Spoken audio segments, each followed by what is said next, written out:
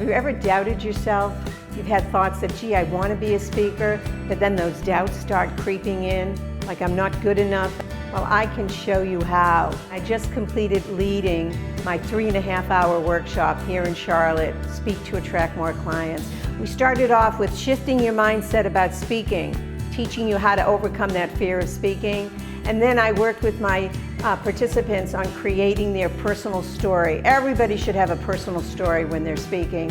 And then the last was that one critical physical delivery skill, which is eye contact, learning how to connect with the audience eye to eye. I was comfortable with her. Not only her, but with the entire group of people. And I liked the exercises that she had us to do, because it made me comfortable and it had me share my story, which I love doing. One of the things that I definitely learned and think was totally beneficial was how to grab people in at the beginning of your speech by giving them a personal story, letting them really know who you are.